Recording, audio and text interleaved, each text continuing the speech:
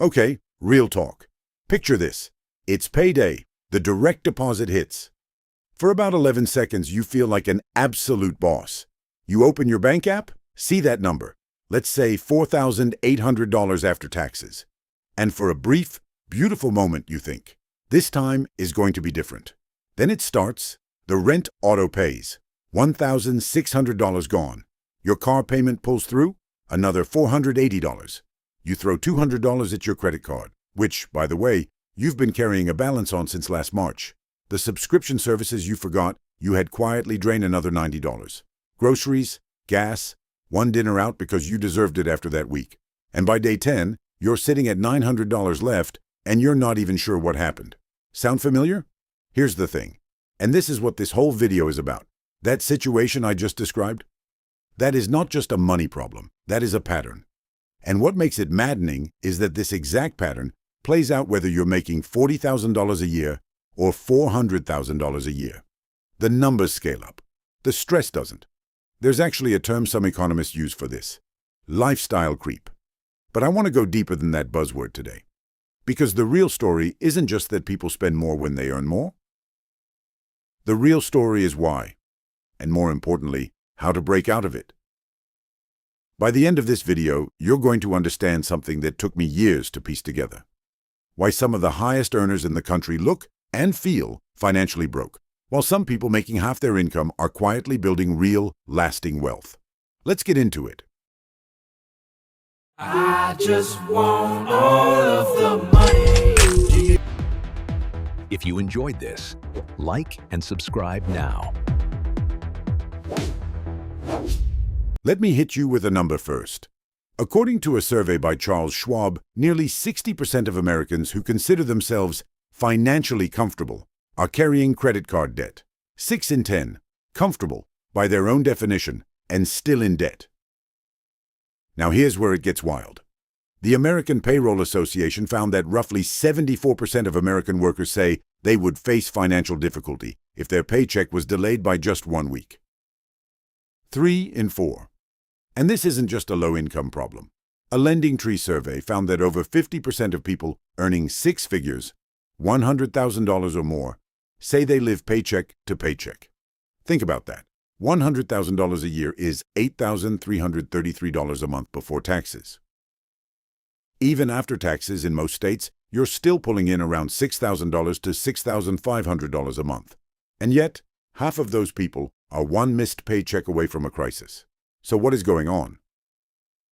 Here's my honest take. Most of us were taught how to earn money. We were not taught how to keep it. And there's a specific reason for that, which I'll get to in a bit. But first, let me define what I mean by broke-looking rich, because I'm not just talking about people who are irresponsible. I'm talking about intelligent, hardworking people who are doing what they were told to do, getting the good job, buying the house, leasing the nice car, keeping up with a certain social image, and running in place financially as a result. The broke-looking rich aren't necessarily broke. They have income. They might even have assets. But their net worth, which is your assets minus your liabilities, is either barely growing or, in a lot of cases, quietly shrinking. And the trap?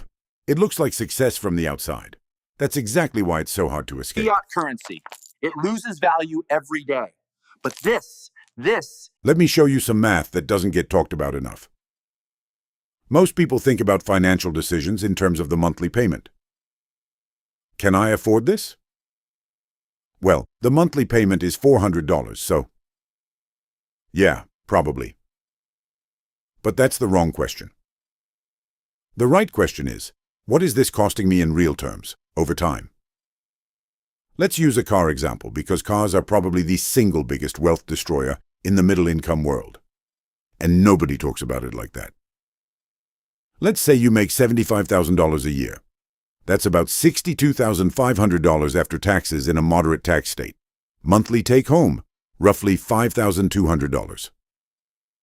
Now, the average new car payment in the United States right now is about $735 per month. Add insurance, let's call it $175. Maintenance and gas, another $200 conservatively. You're at $1,110 per month for that one vehicle. That's 21% of your take-home pay on a depreciating asset. Now here's the part that really stings. Most financial advisors say you shouldn't spend more than 15% of your take-home on transportation, total. So you're already over that threshold just on the car payment alone. But let's run this out further. You keep this car for 5 years. You've paid $735 times 60 equals $44,100 in payments. Add insurance, $175 times 60 equals $10,500. Maintenance and gas over 5 years, roughly $12,000. We're at $66,600 over 5 years. And the car? It's worth maybe $18,000 to $22,000. You've essentially paid for the car twice, once to own it, and once in depreciation and carrying costs. Now let me show you the other side of that math. What if you had taken just $500 of that $1,110 per month and invested it instead? In an index fund averaging 10% annually over those same 5 years? That's roughly $38,500. Not a fortune. But it's $38,500 you actually have, rather than $66,000 you've spent with nothing to show but a used car. And compound interest is merciless. Leave that $38,500 alone for another 25 years at the same 10%? You're looking at over $417,000 from a car decision. Now, I'm not saying don't have a car. I'm saying most people are making this exact trade without ever running these numbers. They're literally trading future wealth for current appearance. And it's not just cars. The average American household spends about $1,497 per month on dining and entertainment according to Bureau of Labor Statistics data. Let's be conservative and say you cut a third of that, $500 a month, and invested it instead. Over 30 years at 10%, $1.1 million.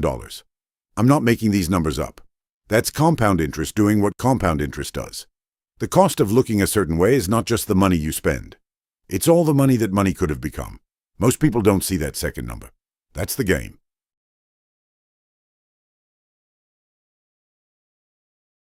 Okay, now you might be thinking, all right, I get the math. But why is it so hard to actually change the behavior? Great question. And the answer isn't laziness. It isn't stupidity. It's actually much more interesting than that. Let me introduce you to a concept called identity-based spending. Here's what happens. At some point, usually in your late teens or early 20s, you start forming an idea of what a successful person looks like. Maybe it came from your parents. Maybe it came from social media. Maybe it came from that one coworker who always seemed to have it together. But this image gets hardwired into your brain as the goal. And the sneaky part? Consumer culture is specifically engineered to attach products to that identity. The luxury car doesn't just get you from A to B, it signals that you've arrived. The designer bag isn't just useful, it's an identity marker. The expensive restaurant isn't just food, it's social proof that you're doing well. Now here's what makes this psychological and not just behavioral. When you buy that thing, your brain releases dopamine, a reward response. The same hit that makes gambling feel good in the moment. And it's genuine. It's real neurochemical pleasure. But it fades. Fast. Psychologists call this hedonic adaptation. You buy the thing. You feel great. Then, within weeks, sometimes days, it just becomes the new normal. So what do? You need the next thing. It's a treadmill, not a staircase. There's a study out of Princeton that showed winning the lottery and becoming paralyzed actually converge on the same happiness level within about 1 year. The lottery winners initially skyrocket. The accident victims initially plummet. Then both groups return to roughly where they were before. The things we think will change our baseline satisfaction don't. They just raise the stakes of the game we're already playing. And I want to name something here that doesn't get said enough. Social comparison is hardwired into us. It's not a character flaw. Humans evolved in tribes where your relative status in the group had direct survival implications. The instinct to look around and calibrate where you stand is ancient. The problem is that in 2025, we're not comparing ourselves to a tribe of 150 people. We're comparing ourselves to a curated highlight reel of millions. And we're making financial decisions trying to compete with that. There's actually a name for what drives a lot of high earners into the broke-looking trap. Veblen goods, the idea, named after economist Thorstein Veblen, that some goods become more desirable as they get more expensive, precisely because their price signals status. We pay more for certain things not because they're better, but because being seen paying that much is the whole point. Once you see this mechanism clearly, it changes everything. Because you realize half your spending isn't really about the product. It's about who you're trying to be in other people's eyes. And here's the brutal truth. The people you're trying to impress are too busy trying to impress someone else to notice.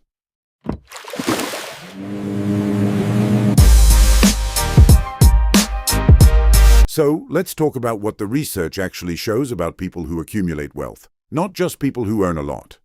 Thomas Stanley and William Danko spent years studying American millionaires for their book The Millionaire Next Door, and what they found flipped a lot of assumptions on their head. The profile of the typical American millionaire, not the Elon Musk outlier, but the statistically average American with a net worth over $1 million, looks like this. They drive a used or modestly priced car. The most popular car brand among millionaires in Stanley's research was Toyota. Not Ferrari, not even BMW, Toyota. They live in a house that's noticeably less impressive than their income could support. The rule of thumb many wealth accumulators follow: never spend more than 2 to 2.5 times your annual income on a home. They almost never lease vehicles or buy brand new, because they understand that depreciation is a guaranteed loss. Buying a used car 2 to 3 years old captures most of the depreciation on someone else's dime. They are aggressively boring with their money. Index funds, consistent contributions, compound interest working silently in the background for decades. And here's the counterintuitive part. They often don't look wealthy. They shop at the same grocery stores you do. They fly coach. They wear unremarkable clothes. Not because they're miserable, but because they genuinely don't attach their sense of self to the external signals.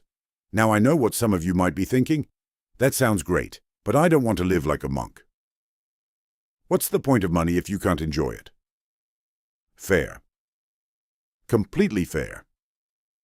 And I'm not telling you to deprive yourself. What I'm arguing for is conscious spending rather than reflexive spending.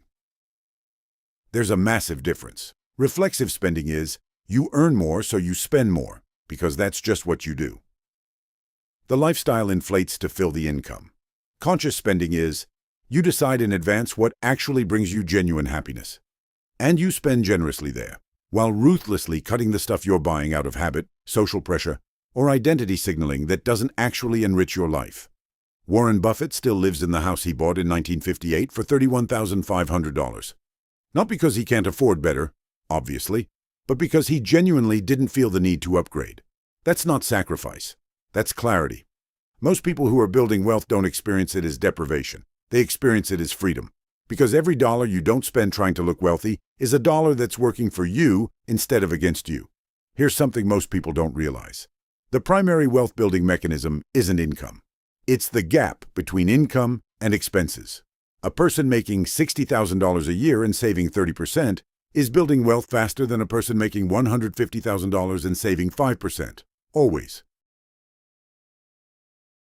All right, let me give you something concrete you can actually use. I call this the 4-step wealth clarity framework. You don't need an app. You don't need a financial advisor on retainer. You need about an hour and a piece of paper, or a spreadsheet if you're that person. Step 1. Run the real number. For every significant recurring expense, car, housing, subscriptions, dining. Don't just look at the monthly cost. Run the 5-year total. Then, run what that same amount invested at 7 to 10% annually would be worth in 30 years. Write both numbers down, side by side. Let the second number be uncomfortable. That's the point. Step 2. Separate signal spending from genuine value. Go through your last 3 months of bank and credit card statements. Highlight 2 categories. Things that genuinely brought you joy, connection, or meaningful experience. And things you bought because of how you thought they'd make you look. You will be surprised how much is in the second category. Be honest. Nobody's watching. Step 3. Build your wealth gap. Your wealth gap is simply income minus true necessities, not income minus all current spending. That includes all the reflexive stuff. Income minus what you actually need to live comfortably. Most people who do this exercise discover their wealth gap is 15 to 25% of their income. That's the money that's currently leaking into status spending, small luxuries, and financial drift. Redirect even half of that consistently, and compound interest does the rest. Step 4.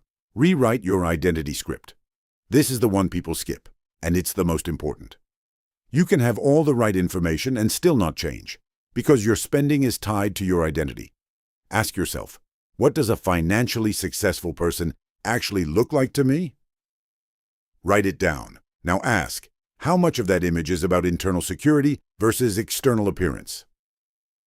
Start replacing the signals. Instead of I buy X because it shows I've made it, try I invest Y because that's what someone who's actually made it does. The first version leaks money, the second builds it. These 4 steps, done seriously, once, can completely reframe your relationship with money. Not because you deprive yourself, but because you start seeing clearly what you were doing on autopilot. Let me leave you with this. The financial system, the advertising, the culture, the social media, it is not neutral. It is engineered, very deliberately, to make you feel like you're not enough unless you buy the next thing. It profits from your insecurity. It is designed to keep you on the treadmill. And here's the thing, it works. It works on smart people. It works on educated people. It works on people who know better. Because it doesn't operate at the level of logic. It operates at the level of identity and emotion. But here's what they don't want you to know. The single most radical financial act you can take is to stop competing in the game you didn't choose to play. When you decide that your financial decisions are going to be driven by your actual values, not by what someone else thinks of you, the whole board shifts. Suddenly, you're not trying to keep up. You're building something, quietly, consistently, over time. The broke-looking rich are trapped in a performance, and I get it. It's a very convincing performance, because everyone around them is doing the same thing. But the people who quietly build wealth, they opted out of the performance, not out of life, out of the performance of wealth. And in doing so, they actually built it. You don't have to earn more to start. You have to see more clearly. Take one step this week. Just one. Sit down, open your bank statements, and run the real math on your 2 biggest recurring expenses. Let the numbers talk. If this video gave you even one useful reframe, share it with someone you think needs to hear it. And drop a comment. I read everyone. Tell me, what's the one financial habit you're going to challenge this month? I'll see you in the next one.